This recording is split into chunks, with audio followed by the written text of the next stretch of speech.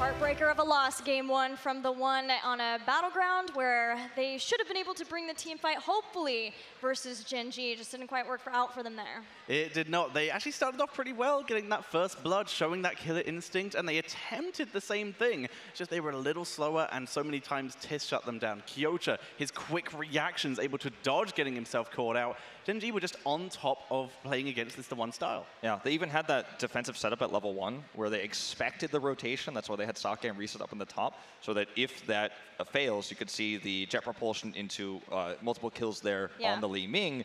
But they came a little bit, they left a little bit too early, but still you could see they were even prepared for that moment. Well, one person I want to dive into detail from TheOne, who no doubt is going to be trying to lead the charge both figuratively and in the last game literally, is Lies. If you don't recognize this name, it's because normally this player goes by the name of Melody C on SPT.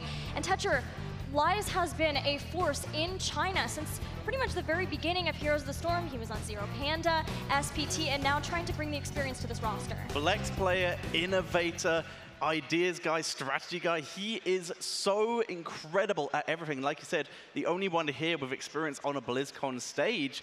Lies is incredible, and he's brought a lot of flexibility to this team. Once again, I mentioned, him being able to play the Tyrell is not something, this kind of composition would not work with TheOne's usual lineup. They're able to go a little bit out of their usual style because of this. Right, but is there a point of too much flexibility, Skimmy? Do you feel like maybe, you know, with only a couple of weeks working with Lies prior to this event, yeah, they've had some time between the two stages. Maybe this is a little too far and they should stick to what has worked for them in the group stage? I mean, it always really sort of like connects with me back at my time in university, right? Where you're cramming for that final exam. You're like, oh no, Gen.G, it's like my 50% final. I need to really cram, need to learn this composition. Can we make it work? And you just saw a lot of hesitation right there. And maybe it comes down to lack of preparation, or just maybe some stage fright, right? You're here on a BlizzCon stage, as Tetcher's already pointed out, this is a massive, massive feat for the Chinese region. Yeah. You're maybe a little bit scared, but also the stage fright of knowing that you are up against Gen.G. We saw the handshake there. I mean, we joke about it, but there's obviously a part of me that goes, what do we see going into game number 2? Because they're an aggressive team. We want to see that aggression. Yeah, they're scary. But let's see where they try to take them in their last stand as we go back to the Battleground pool. Things they picked before, Shrines is one, and that's where we're going to go, although it's because TheOne has chosen first pick. Gen.G takes us to Shrines, and though this is a comfortable place for TheOne, maybe a spot where they can tend to be out-macroed. We saw TheOne pick this a few times in their series, but not to the same level of success as some other maps. Yeah, they definitely like Infernal Shrines. It's been one of their most played maps and one of their higher win rate ones, but it's not one of those maps where you know that they can pull out a victory against a team like Gen.G, like maybe a Sky Temple. And Gen.G, of course, if you just go through their map percentage win rates, then you're likely never going to see anything below 80%. So in this case, just a solid map choice. Gen.G wanting to shut them out, just on comfortable ground. Right. TheOne has picked Shrines 3 matches and lost all 3 of those games. They're actually far better on Volskaya Foundry, where they get many opportunities to teamfight over those control points. But let's see what they can bring to Gen.G in game 2. The spotlight here for this ban will be the Diablo, of course, as that's been Gen.G's priority on this map, and pretty much globally, that's the hero you want to look at here. Not going to let that one through. Maiev removed away now. Let's see where TheOne takes us, because we've seen all sorts of different heroes from them in that tank role, but you don't really want to prioritize that in first pick slot. I think you go back to the Tyrande pick, you go back to safety and flexibility with, again, this is EJZ's best hero, so why not continue to run that, flex around that, respond to what Gen.G is doing with that Chinese flair, right, with something aggressive.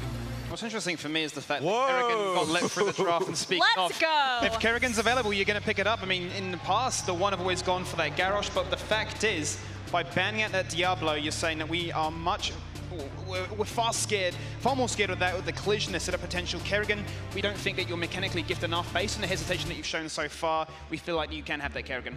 Tyrande immediately stolen away here by Gen.G. Now this does allow TheOne to pick up the Deckard Cain, by far their most picked hero this phase, if they do want to react to that. But Deckard Cain plus Kerrigan can be a very interesting matchup because he can struggle to follow her. But ZJZ does like pretty good. Yeah, and his Lornados are like set to kill, right? Bring him right in with the Kerrigan, bring him in a little farther with the Lornado maybe. That could be the play. Yeah, there's a lot of different ways you can set up these combos for the Kerrigan. We saw Heroes Hearth play this against Tempest in the group stage. We are going to see now 2 great heroes to set this up. You've got the jet propulsion, you have Roots, slows, stay a while and listen, also very good at setting this up. So this feels like a Kerrigan composition, right? But it's picked so early. This ban and then the next 2 picks for Gen.G are going to tell us what they think about the responses to Kerrigan, because we haven't seen a Kerrigan pick this early in draft yet.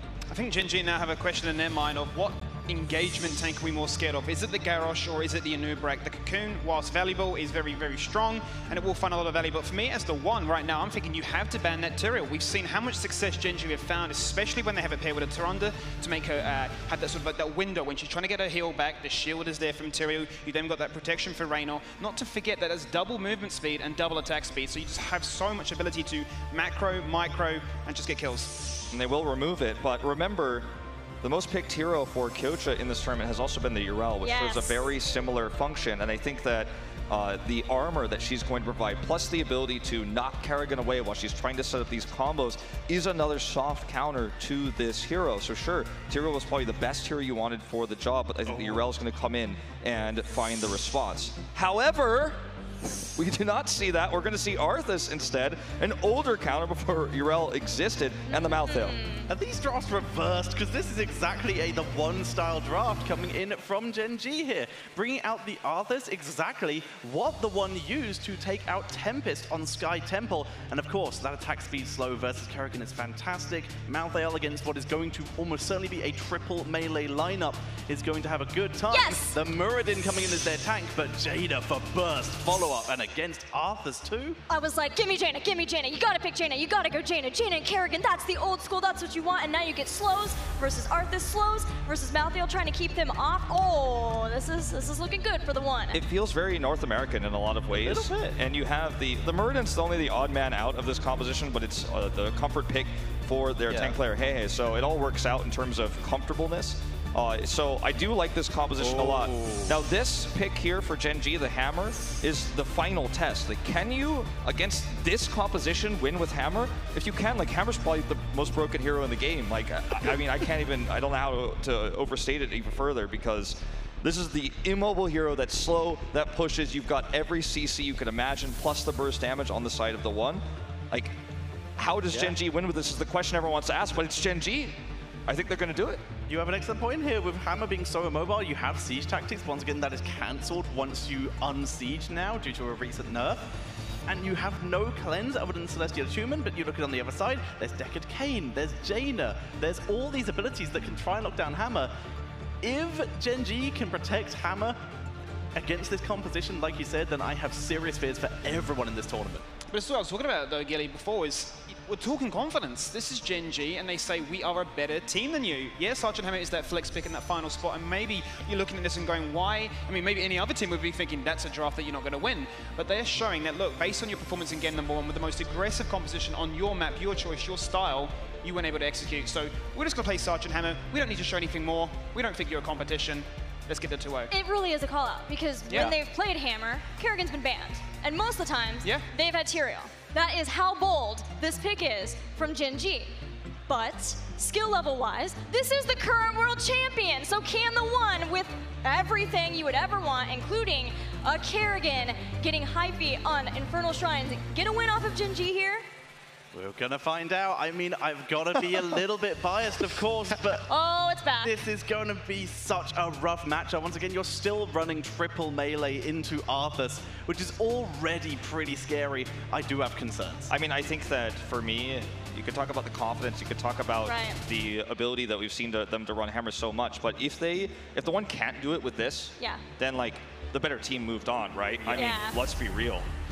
Let's be real, and let's do it. The one bringing Kerrigan to Gen.G.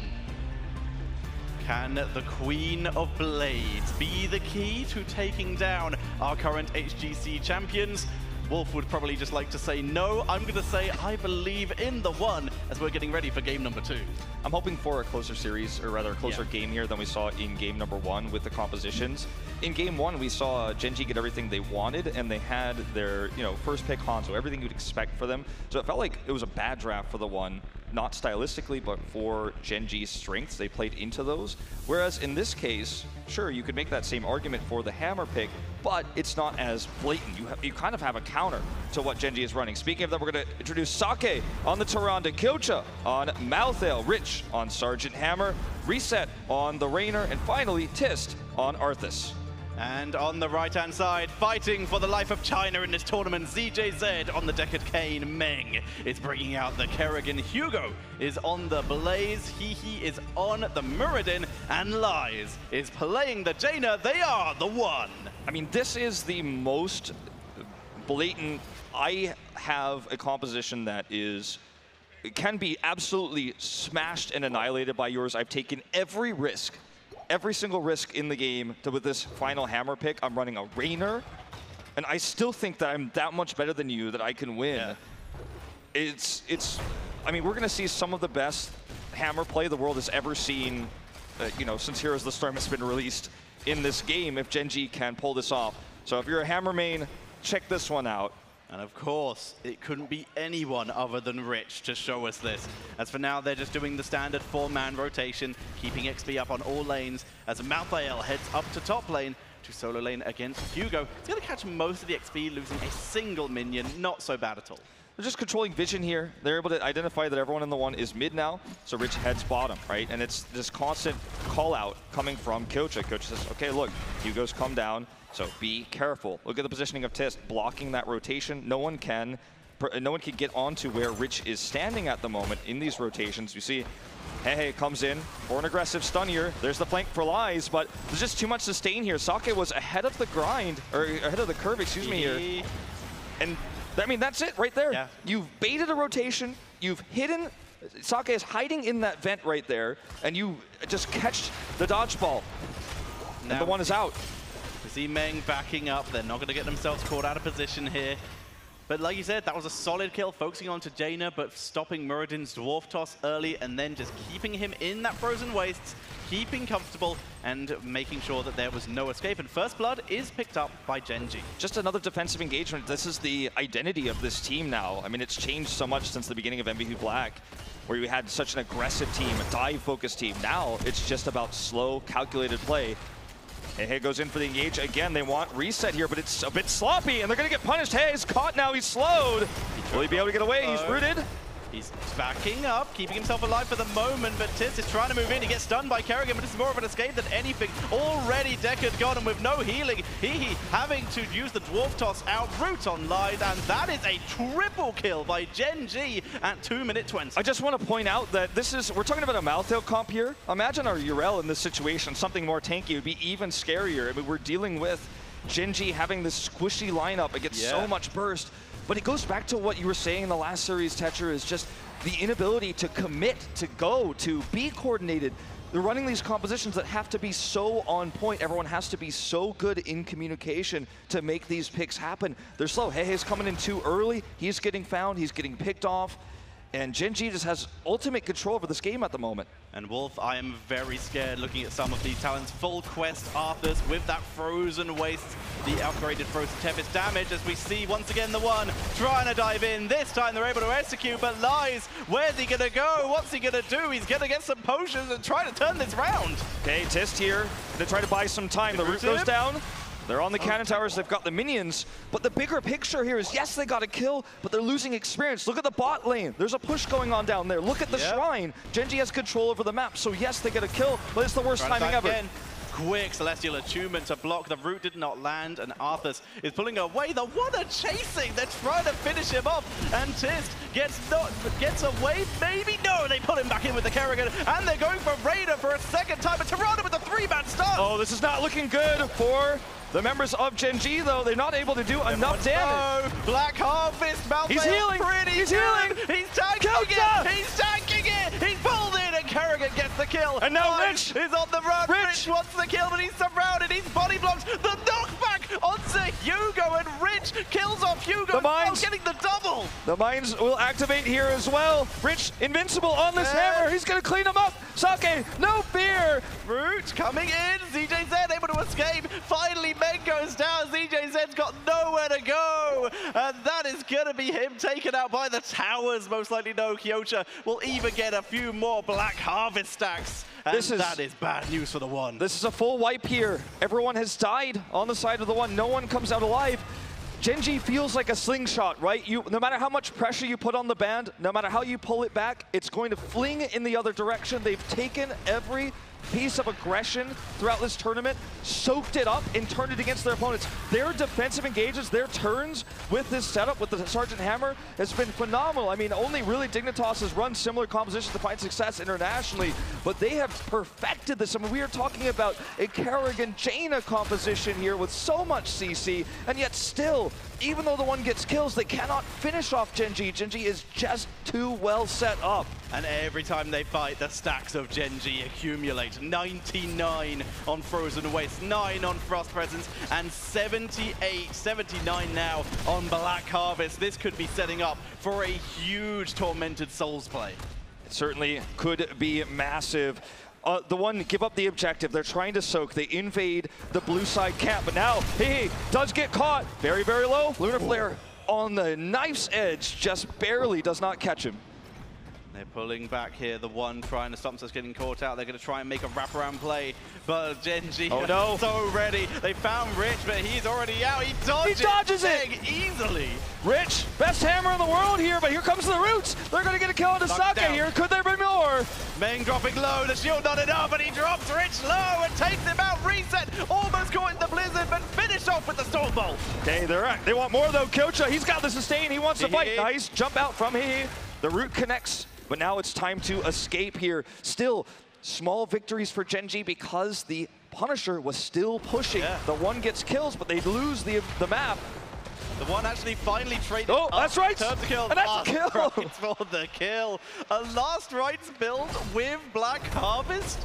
Very unique style coming in from Kyocha here, giving himself big team fight damage, along with a lovely blow-up potential. He actually becomes a tank as well in some of these fights because of his self-healing. You know, he doesn't have a large health pool, but when the targets are actually the backline, the DPSs, as we've been seeing here, the support, they're looking for Sake's Tyrande, he actually does start to stack up a ton of damage in these fights while healing himself, becomes a big threat, grabs that kill solo on the Muradin. Gen.G 12 kills to 7. It's a close game in terms of the kill line, but if you look at the experience, look at the structures, you're worried for the One. Yes, we are, but they now have their level 10s. We talked about the Lornado earlier. It's now locked in. He is holding, and that's concerning to say the least. But the rest of the heroics are very standard. Bunker drop, the Maelstrom from Kerrigan, and summon Water Elemental, not going for that big wombo. Bang is caught! There's the follow-up stun! He's out, he's getting away. In comes Lies from the side, but Reset tanking through. Haymaker! On the Reset, they're trying to lock him down, and he is tanking through it. Okay, Bunker's up here. They want to get this chase going.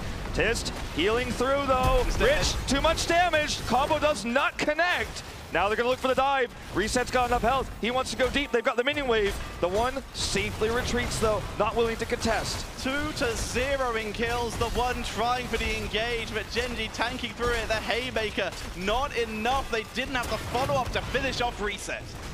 And this Arthas pick has just worked so well for them. The slows, the ability to root, prevent escapes. It just feels like the One is walking into a Venus flytrap. There's just always setups for Gen.G. Again, you feel like this is the counter, this is the CC, but every time you see that juicy target, you find yourself caught in a trap, unable to escape. Gen.G is winning up on these trades every single time. Now doubling the kills of the One. They've got the talent tier advantage. It feels like a victory. It's just simply not in sight here for the Chinese team. And again, to reiterate, every single time the stacks get better for Gen.G. 2 stacks on Last Rights. Black Harvest is approaching completion. Frozen Waste is already done on Arthas. Yeah.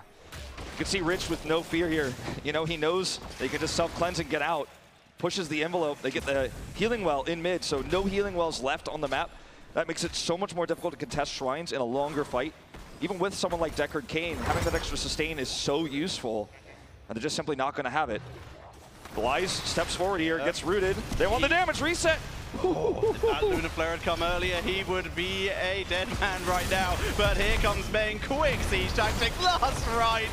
Just the easiest turnaround. Bunker's being dropped. Lies gets in it last second. Look at Reset. Where's he gonna go? Reset's on the wrong side of the map. He wants to get into the base of the one. He doesn't want them to go home. Hey, it's gonna go down, but Reset is still putting off the damage here. Forts, no fear. Cannon towers, he's fighting in between them. He's the one who's preventing the retreat. This is just an absolute outclassing of Gen.G here.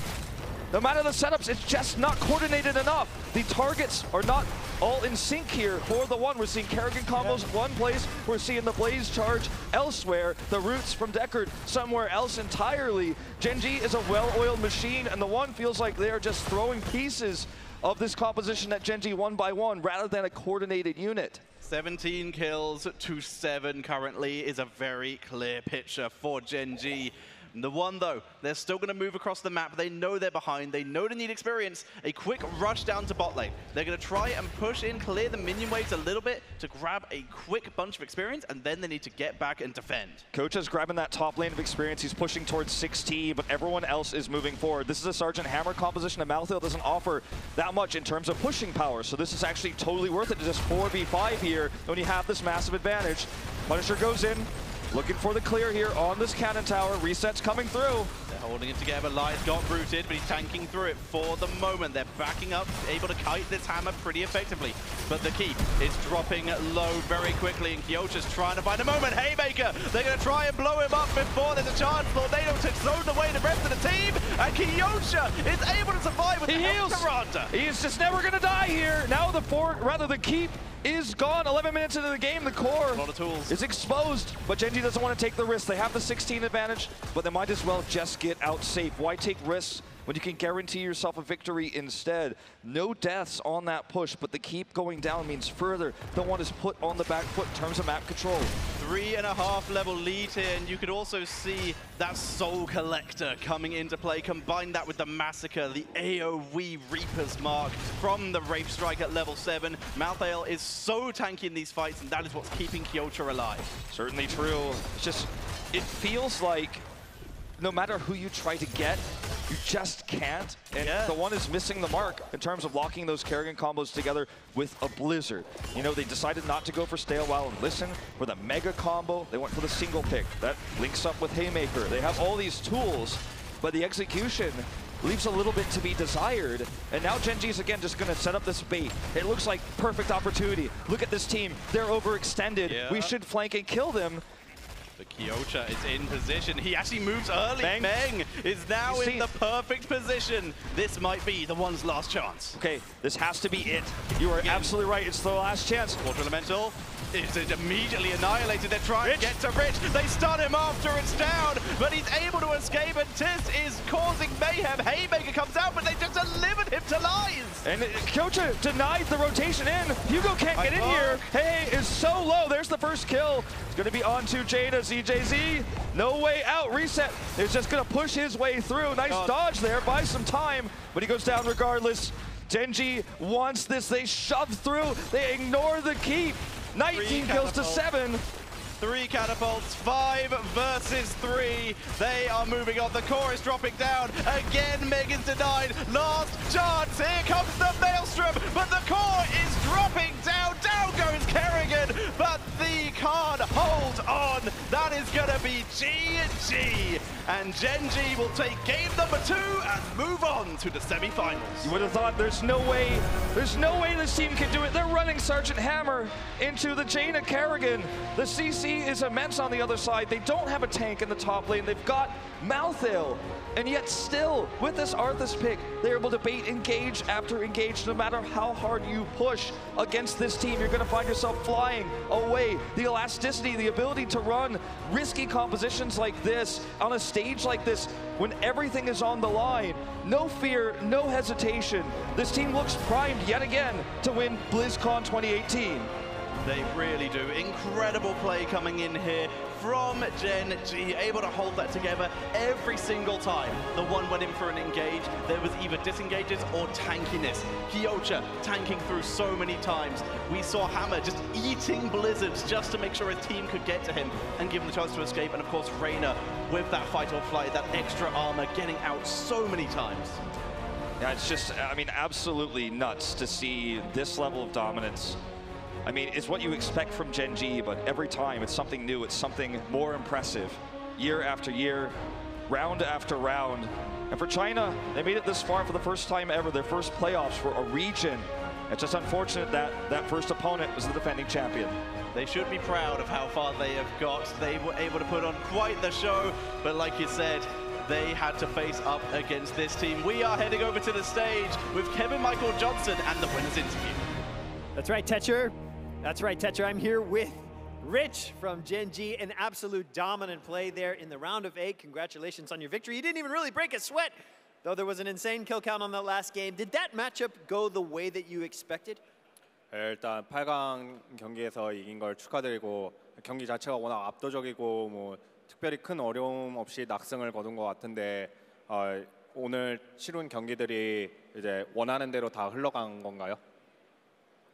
저희가 생각했던 대로 흘러갔고 아마 근데 4강부터는 좀 힘들지 않을까 싶어요. Everything went as expected today. However, I believe that from the semifinals, things gonna start to get more difficult. So we gotta be mentally prepared for that. Yeah, let's talk about that a little bit. Obviously, you're going to be matched up against the winner of Heroes Hearth Esports versus Team Liquid. We know Team Liquid managed to take a game off of you in the open bracket there. What are your thoughts on that matchup? Who do you think is going to take the victory? 이제 4강 대전 상대가 Heroes Hearth Esports 아니면 팀 리퀴드 두 팀 중 하나일 텐데 어느 팀이 이길 것 같고 그다음에 이제 팀 리퀴드가 그 오프닝 위크 때 조별리그에서 이제 젠지 상대로 1승을 챙겼었는데 그거에 대해서 팀 리퀴드의 전력에 대해서 어떻게 생각하는지 좀 궁금합니다. 저 생각은 히어로즈 하스가 올라올 것 같고요. 히어로즈 하스가 워낙 좀 다양한 조합을 쓰는 팀이라서 변수가 있을 것 같고 리퀴드 같은 경우는 다시 올라온다면은 3대 0으로 이길 수 있을 것 같아요. I believe that Heroes Hearth can take